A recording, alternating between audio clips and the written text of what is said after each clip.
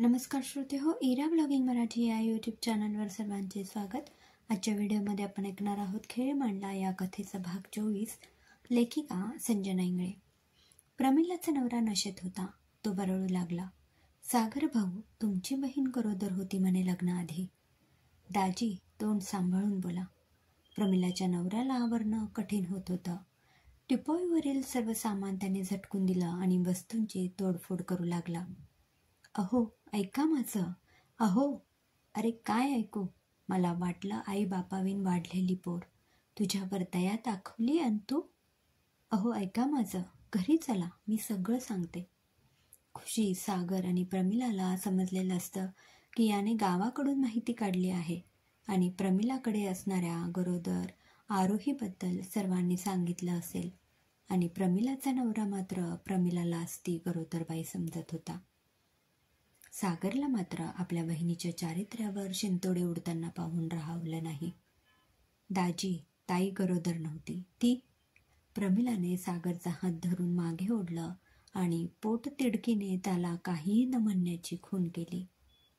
सागर आधीच चिडला होता. आरोहीमुळे प्रमिलावर संशय घेतला जात होता. दाजींना सगळं खरं सांगितलं असतं, पण तिथे 3 व्यक्ती होत्या. मानव, त्याची बायको आणि आरोही. हो, गोष्ट बाहेर आली तर आरोहीला धक्का बसून तिला काही होऊ शकलं असतं. नकुल त्या बाळासाठी म्हणजेच आरवीसाठी भांडला असता. मानवला तर हा धक्का सहनच झाला नसता आणि त्याची बायको, तिचा काही एक दोष नसताना तिचा संसार उद्ध्वस्त झाला असता. आता काही बोलू नको सागर. तुझ्या बहिणीला आता तुझ्याकडेच ठेव. दाजी तावातावाने प्रमिलाजवळ जातात. त्यांचा संताप अनावर झालेला असतो.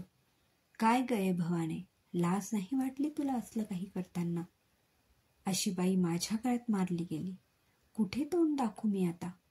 त्यांचा आवाज खूप चढला होता आणि प्रमिलाला ते एक चपराक टाकायलाच गेले तोच आरोहीने त्यांचा हात पकडला. थांबा.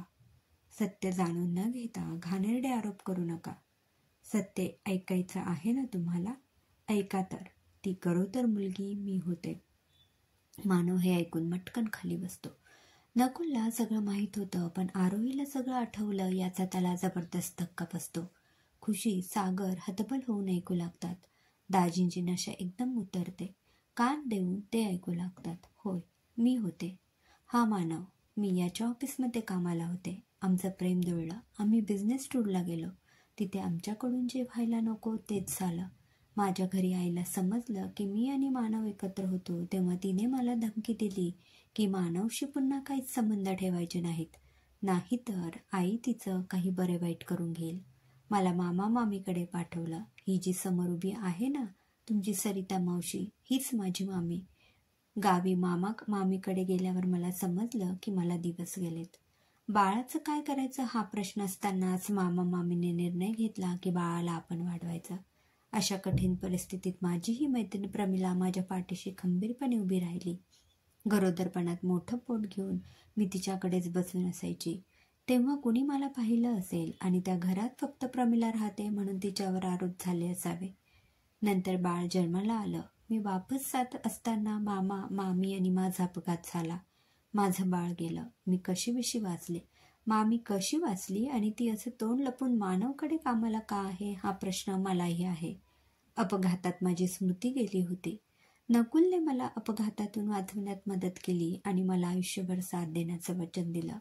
त्या दिवशी त्या डोंगरावर माझ्या जुन्या स्मृती अचानक जागृत झाल्या. मला सगळं आठवायला लागलं. त्या जागेशी खूप भावना जोडल्या गेल्या होत्या माझ्या, पण मी मौन बाळगणंच योग्य समजलं. पण आज मला माझं मौन तोडावं लागलं. समजलं आता सत्य. आताही प्रमिलावर आरोप करणार? दाजी हात जोडून प्रमिलासमोर उभे राहतात. माफ कर प्रमिले. विनाशकाले विपरीत बुद्धी म्हणतात ना, तसं झालेलं माझं. प्रमिलाला या गोष्टीकडे लक्षच नसतं मुळात. आरोहीला अर्ध सत्य तर समजलं, पण तिचं बाळ अपघातात गेलं नव्हतं. त्याला मी अनाथाश्रमात सोडलं आणि ते नंतर मानवच्या घरी गेलं हे तिला माहीतच नव्हतं. जे बाळ अपघातात गेलं असं ती समजते ते आज समोर उभं आहे. ती मुलगी आरवी आहे. हे सांगावं का आरोहीला? काय करावं? मानव आरोही समोर येतो आणि तिच्या दोन्ही गालांवर हात ठेवतो. धाय मोकलून रडतो. आरोही, आपलं बाळ, आपल्या दोघांचं बाळ. आरोही, मी का शोधलं नाही तुला? तू इतक्या मोठ्या दिव्यातून जात होतीस आणि मी मात्र हतबल होतो. मला का नाही सांगितलं की तुझ्या पोटात आपलं बाळ वाढतंय? तुला मी सोडून दिलं असतं का? अगं जीवापाड जपलं असतं तुला. आरोही, आरोही, हे काय होऊन बसलं आरोही? मानवमधला बाप आज जन्माला आलाही आणि तत्क्षणी मेलाही. नकुलला सुद्धा हा धक्काच असतो. तो व्यक्ती दुसरा तिसरा कुणी नसून आपले बॉसच आहेत. मानव आहे आरोहीच्या बाळाचा बाप. नकुल मनाशीच विचार करू लागला, पण यात आरोहीची काय चूक? तिची स्मृती गेलेली, तिची काय चूक? तिने प्रेमच केलं, तिची काय चूक? नकुलने मौन बाळगणं योग्य समजलं. प्रमिलासारखी आरवीकडे बघत होती. ज्या बाळाबद्दल हे आक्रोश करताय ती तर समोर उभी. आरवी हे सगळं बघून खूप हादरली होती. तिच्या वडिलांच्या आयुष्यात असं काही झालेलं हे ऐकूनच तिला धक्का बसला. आरोहीबद्दल वाईटही वाटलं. या सगळ्यात उद्ध्वस्त झाली ती मानवची बायको. ती चक्कर येऊन खाली पडली. आरवीने तिला सावरलं. आई, आई, काय होतंय? आई. प्रमिला ते बघतच राहिली. सत्य जरी समोर आलं असलं तरी अर्ध सत्य अजून प्रमिला, सागर आणि खुशीच्या पोटातच होतं. ते बाळ अपघातात गेलं, इथेच विषय संपतो. हेच चित्र आता प्रमिलाला समोर ठेवायचं होतं. कारण आरवी ही आरोहीची मुलगी आहे हे समजलं तर तिच्यावरून कितीतरी वाद निर्माण होतील. मानव, त्याची बायको, आरवी आणि शुभम घरी जातात. नकुल आणि आरोहीही घरी परततात. प्रमिला तिच्या नवऱ्याला माफ करून परत पाठवते. सागर, खुशी आणि प्रमिला एकत्र बसले असता बोलू लागतात. कधी ना कधी हे होणारच होतं. पूर्ण सत्य बाहेर आलं असतं तर मोकळं झालं असतं. या असत्याचा भार आता जड होऊ लागलाय. सत्यासाठी केलं गेलेलं असत्य हेही सत्यच. काय सत्य? तू पाहिलं नाहीस? मानवची बायको आरवी तिलाच आपली आई मानते. तिचाही आरवीवर प्रचंड जीव. आता वयाच्या या टप्प्यावर त्यांची ताटातूट करायची का? पण आरोहीला मात्र सुख कधी मिळणार? प्रत्येकाला प्रत्येकाचं सुख मिळेल अशी मागणी चुकीची आहे. शेवटी नशिबावर आहे आता सगळं. इकडे नकुल हे सत्य जाणून घेतल्यावर काय म्हणेल ही आरोहीला चिंता होती. पण नकुल मात्र नेहमीसारखा वागत होता. शेवटी तिनेच विषय काढला. नकुल, माझा भूतकाळ. आरोही, तू काहीही स्पष्टीकरण देऊ नको. तुला बाळ होतं हे मला आधीपासूनच माहीत होतं.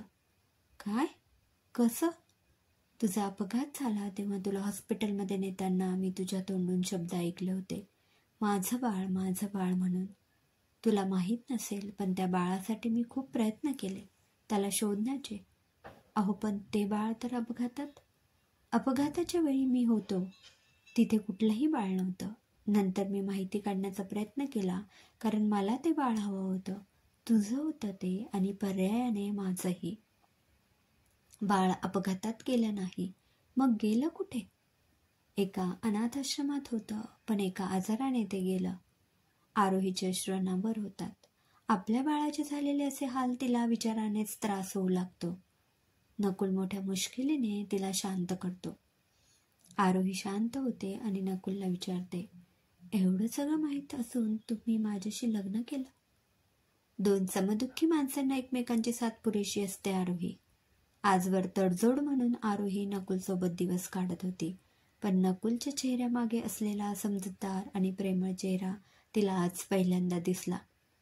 स्वतः इतक्या दुःखातून गेलेला असताना दुसऱ्याच्या आयुष्यात आनंद निर्माण करणारा नकुल. केवळ बायकोचं गर्भ म्हणून त्याचा बाप कुणीतरी दुसरा असताना त्या बाळाला मिळवण्याचा प्रयत्न करणारा नकुल. तो बाप म्हणजे आपलाच बॉस आहे हे समजूनही त्यात कुणाचीही चूक नाही इतकी समज दाखवून शांत राहणारा नकुल. आज आरोही खऱ्या अर्थाने नकुलच्या प्रेमात पडली. कोण म्हणतं प्रेम पुन्हा होत नाही? बाहेरचा वादळी पाऊस शांत झाला होता. वादळ शमून गेल्यानंतर जाणवणारी शांतता जास्त भयानक वाटते. वादळ शांत झालं होतं. पाऊस थांबला होता, पण जागोजागी चिखल साचला होता. काही वृक्ष कोलमडून पडली होती, पिल्लं भेदरून गेली होती आणि काहींची घरटी उद्ध्वस्त झाली होती. क्रमशः. श्रोते हो, कसा वाटला कथेचा हा भाग कमेंटमध्ये नक्की कळवा. पुन्हा भेटूया कथेच्या पुढील भागात. धन्यवाद.